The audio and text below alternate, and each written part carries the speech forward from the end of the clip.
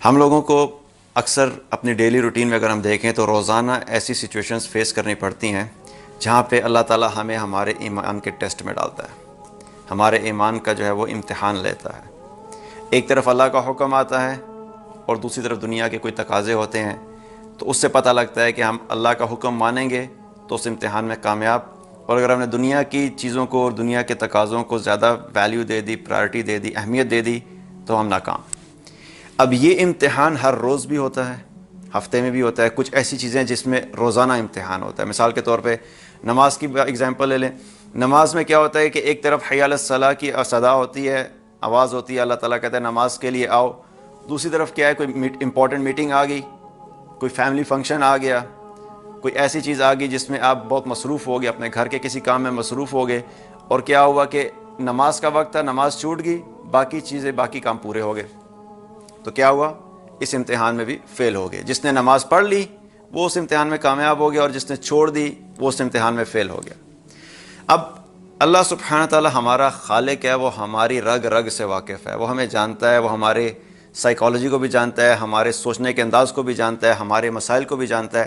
وہ جانتا ہے کہ یہ میرے جو بندے ہیں ان میں سے بہت سارے ایسے ہوں گے جو مجھ سے محبت کا دعویٰ کریں گے، جو میرے نبی صلی اللہ علیہ وسلم سے محبت کا دعویٰ کریں گے، جو میرے دین اسلام سے محبت کا دعویٰ کریں گے۔ تو اللہ تعالیٰ نے ہمیں ایک ایسا ٹیسٹ دیا کہ تم سارے اپنے آپ کو اس ٹیسٹ کے اندر ڈالو اور اپنا جائزہ خود لے لو۔ تمہیں کسی مولوی صاحب کی ضرورت نہیں، کسی مفتی صاحب کی ضرورت نہیں، کسی مولانا صاحب کی ضرورت نہیں اس امتحان کے بارے میں دیکھنے کے لیے کہ کیا تم اللہ سے، اللہ کے نبی صلی اللہ علیہ وسلم سے اور اللہ کے دین سے محبت کرتے ہو، یا تم دنیا کی چیزوں سے محبت کرتے ہو۔ وہ ٹیسٹ اللہ نے ہمیں قرآن میں دیا۔ اللہ تعالیٰ نے قرآن میں فرمایا، قل ان کان آباؤکم، اگر تمہارے باپ، و ابناؤکم تمہارے بیٹے، و اخوانکم تمہارے بھائی، و ازواجکم تمہاری بیویاں، و عشیرتکم تمہارے خاندان والے، و اموال اقترفتموها وہ مال جو تم نے کمائے ہیں، و تجارت تخشون کسادها وہ تجارت جس میں کمی ہونے کا تمہیں اندیشہ ہے، و مساکن تردونها وہ گھر جو تمہیں محبوب ہیں جن کو تم روزانہ سجانے کی فکر میں لگے رہتے ہو۔ یہ 8 چیزیں اللہ سبحانہ تعالیٰ نے ان 8 چیزوں کا ذکر کیا کہ تم ان 8 چیزوں کو ایک طرف رکھو، اور پھر 3 چیزوں کا ذکر کیا، احب الیکم من اللہ ورسولہ وجہاد فی سبیلہ فتربصوا۔ اگر یہ 8 چیزیں تمہیں اللہ سے زیادہ محبوب ہیں، اللہ کے نبی صلی اللہ علیہ وسلم سے زیادہ محبوب ہیں، اور اللہ کے راستے میں دین کے لیے محنت کرنا، جدوجہد کرنا، کوشش کرنا اگر ان 3 چیزوں سے زیادہ محبوب ہیں تو فتربصوا تو تم انتظار کرو، حتی یاتی اللہ بامرہ یہاں تک کہ اللہ تعالیٰ اپنے عذاب کا فیصلہ لے آئے، واللہ لا یہدی القوم الفاسقین اللہ تعالیٰ فاسق قوم کو کبھی ہدایت نہیں دیتا۔ اللہ سبحانہ تعالیٰ مجھے اور آپ کو کیا بتا رہا ہے، کیونکہ وہ ہماری رگ رگ سے واقف ہے، اس کو اللہ سبحانہ کو پتہ ہے کہ ہمارے لیے کیا چیز امپورٹنٹ ہے اور کیا چیز امپورٹنٹ نہیں ہے۔ اللہ تعالیٰ نے مجھے اور آپ کو یہ ٹیسٹ دیا ہے کہ تم ان 8 چیزوں کو ترازو کے ایک پلڑے میں رکھو، اور ان 3 چیزوں کو ترازو کے دوسرے پلڑے میں رکھو، اور دیکھو جون سا پلڑا بھاری ہے تمہیں خود پتہ لگ جائے گا کہ تم کہاں پہ کھڑے ہوئے ہو، تمہیں کسی اور کو بتانے کی ضرورت نہیں، اپنا جائزہ تم خود لے سکتے ہو۔ اس آیت میں جو لفظ اللہ تعالیٰ نے فتربصوا استعمال کیا نا، اس آیت کے اندر جو سختی اور جو اللہ کی طرف سے ایک دھمکی کا جو پہلو ہے، وہ مجھے اس کا اندازہ کب ہوا، میں ابھی کچھ ریسنٹلی جو ہے عمان گیا ہوا تھا، تو ایک عرب کے ساتھ میں گاڑی میں بیٹھا تو وہ ڈرائیو کر رہا تھا، اور وہ مجھے ایک جگہ سے دوسری ڈراپ کرنے کے لیے جا رہا تھا۔ تو جب اس سے میری بات ہوئی دین کے سلسلے میں، تو میں نے اس سے کہا کہ بھئی جس طریقے سے ہم لوگ اپنے دنیا کا کام کرتے ہیں، اللہ سبحانہ تعالیٰ نے ہمیں ذمہ داری دی ہے کہ ہمیں دین کے لیے بھی محنت کرنی چاہیے۔ چونکہ ہم لوگوں نے اپنے دین کے لیے محنت کرنا چھوڑ دی اور ہم دنیا ہی کمانے کے اندر لگ گئے، اور صرف اپنی زندگی کا مقصد یہی بنا لیا کہ اچھا گھر، اچھا مال، اچھی گاڑی، تو اس کو ہم نے مقصد بنا لیا، اللہ کے دین کی محنت چھوڑ دی، تو آج ہمارے حالات اس لیے بھی بہت زیادہ خراب ہیں۔ تو اسی ڈسکشن میں جب میں نے یہ آیت پڑھنا شروع کی اور اس کا میں نے شروع کیا، میں نے قل ان کان آباؤکم و ابناؤکم و اخوانکم، اب یہ ساری چیزیں میں نے پڑھنا شروع کی، تو وہ سنتا رہا، وہ ڈرائیو کر رہا تھا، کیوں بیٹھا ہوا تھا، وہ سن رہا تھا میری بات، اور سنتا رہا۔ جب میں نے فتربصوا بولا نا، فتربصوا، تو وہ ایک دم سے یوں ہو گیا، جیسے کسی کو جھٹکا لگتا ہے نا، الیکٹرک شاک لگتا ہے، وہ چلاتے چلاتے گاڑی یوں ہو گیا، تو مجھے کہتا ہے کہ واٹ ڈڈ یو سے، تم نے کیا بولا؟ تو میں تھوڑی دیر کے لیے پریشان ہو گیا، میں نے کہا شاید میں نے آیت غلط پڑھ دی ہے، کیونکہ عرب ہے، ان کی زبان ہے۔ تو کہتا ڈیڈ یو سے فتربصوا، تم نے یہ بولا ہے کہ فتربصوا بولا ہے تم نے؟ میں نے کہا ہاں فتربصوا بولا ہے۔ تو کہتا ہے یہ قرآن میں لکھا ہے؟ میں نے کہا ہاں قرآن میں لکھا ہے۔ کہتا ہے تجھے پتہ ہے کہ اس لفظ کی کیا ہیبت ہے، یہ کتنا سخت لفظ ہے؟ کہتے ہیں ہم لوگ یہ عام روٹین میں یہ لفظ نہیں استعمال کرتے، اگر اللہ نے قرآن میں یہ لفظ لکھا ہے تو یہ بڑا بھاری لفظ ہے، بڑا سخت لفظ ہے۔ تو چونکہ ہم خود بھی قرآن کے ساتھ اتنا زیادہ ہمارا ہے نہیں، ہم بھی ترجمہ پڑھ لیتے ہیں، تو ترجمہ تو اس کا یہی آتا ہے انتظار کرو، کہ بھی آپ پڑھیں گے فتربصوا کا مطلب ہے کہ تم انتظار کرو، لیکن اس کے اندر جو اللہ کی طرف سے جو ایک دھمکی والا پہلو ہے، جو خوف والا پہلو ہے، اور جو اللہ تعالیٰ ہمیں جو سختی کا پہلو ہے وہ بتا رہا ہے، وہ ان کو سمجھ آئی۔ تو مجھے اس وقت سمجھ آئی کہ یہ لفظ کتنا سخت ہے۔ تو اللہ سبحانہ تعالیٰ ہمیں کیا بتا رہا ہے کہ اگر تمہیں یہ ساری چیزیں زیادہ محبوب ہیں، اللہ سے زیادہ محبوب ہیں، اللہ کے دین سے زیادہ محبوب ہیں، اللہ کے نبی صلی اللہ علیہ وسلم سے زیادہ محبوب ہیں، تو تم لوگ انتظار کرو یہاں تک کہ اللہ اپنے عذاب کا فیصلہ لے آئے، اور اللہ فاسق قوم کو کبھی ہدایت نہیں دیتا۔ اب جب ہم اگر اس کو اپنی روٹین میں اس کا جائزہ بھی لیں تو یہ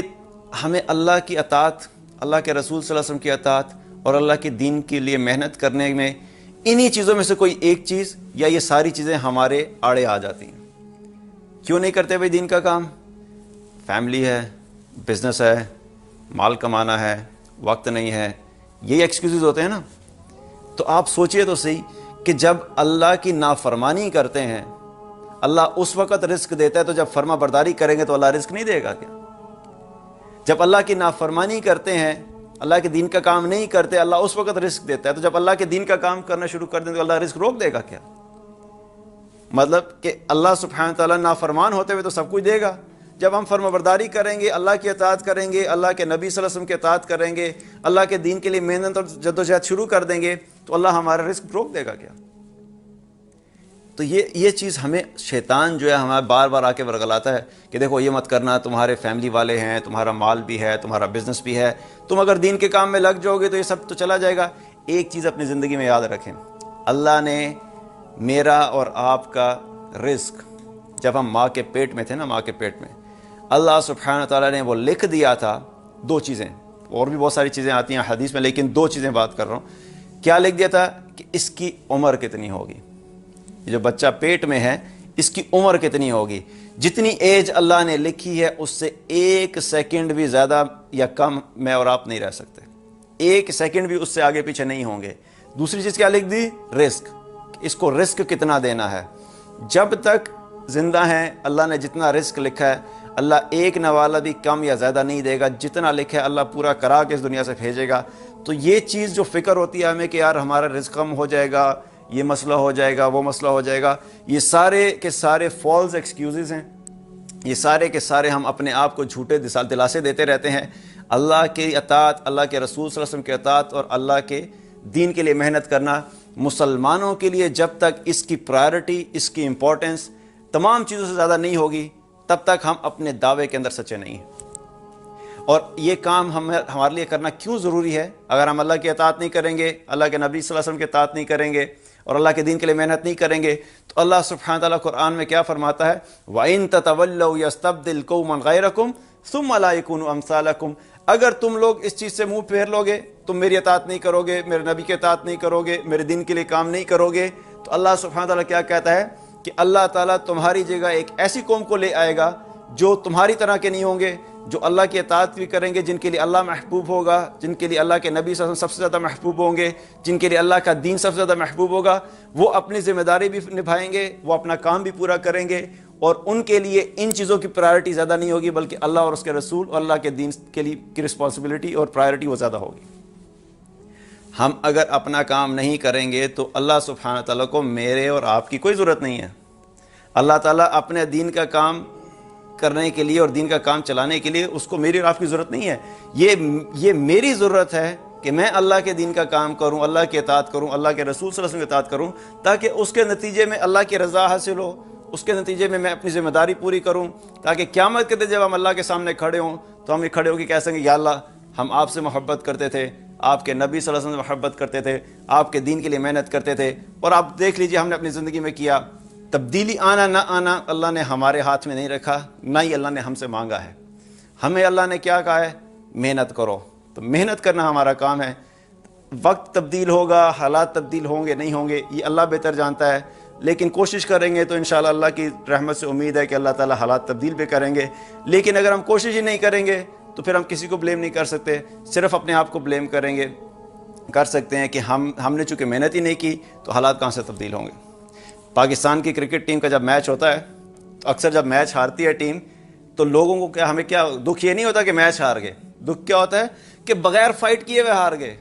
مقابلہ ہی نہیں کیا، ون سائیڈڈ میچ تھا، اس چیز کا زیادہ غم ہوتا ہے، اس چیز کا زیادہ دکھ ہوتا ہے۔ اسی طریقے سے اس وقت دکھ کی بات یہ نہیں ہے کہ ہمارے حالات خراب ہیں، دکھ کی بات یہ ہے کہ ہم حالات کو ٹھیک کرنے کے لیے محنت کرنے کے لیے تیار بھی نہیں ہیں، ہمارے ایٹیچیوڈ کے اندر کوئی تبدیلی نہیں آ رہی، ہماری روٹین کے اندر کوئی تبدیلی نہیں آ رہی، ہم اپنے وقت میں سے ابھی بھی اللہ کے دین کے لیے محنت کرنے کے لیے تیار نہیں ہیں۔ That's where the bigger problem is, ہمارا ایٹیچیوڈ بھی تبدیل نہیں ہو رہا، ہم محنت بھی نہیں کر رہے۔ محنت شروع تو کریں، جب شروع کریں گے تو اللہ سبحانہ وتعالی دیکھے گا نا کہ میرے بندے کوشش کر رہے ہیں، چاہے ٹوٹی پھوٹی کوشش ہے، چاہے بہت بڑی کوشش نہیں ہے، لیکن چھوٹی سی کام بھی کر سیں، لیکن کریں تو صحیح۔ until or unless we will not start doing it, how do we expect that the things are going to get changed؟ تبدیلی ایسے تو نہیں آ سکتی، محنت کرنی ہوگی، کوشش کرنی ہوگی، جدوجہد کرنی ہوگی، انہی حالات سے وقت نکالنا ہوگا، انہی سچویشن میں سے وقت نکالنا ہوگا، اپنی جابز میں سے وقت نکالنا ہوگا، اپنے بزنس میں سے وقت نکالنا ہوگا، اپنے گھر کی کمٹمنٹ میں سے وقت نکالنا ہوگا۔ کبھی آئیڈیل سچویشن نہیں آئے گی کہ سارے مسائل حل ہو جائیں، اب میرے پاس وقت ہے، اب میں سارا وقت اللہ کے دین کے لیے ڈیڈیکیٹ کر دوں گا۔ کبھی بھی زندگی میں آئیڈیل سچویشن نہیں آئے گی، انہی حالات میں سے وقت نکالنا ہوگا۔ جب ہم اللہ کے دین کے لیے محنت کریں گے تو انشاءاللہ اللہ تعالیٰ ہمیں دنیا میں بھی اس کا اجر عطا فرمائے گا اور اللہ تعالیٰ آخرت میں بھی اس کا اجر عطا فرمائے گا۔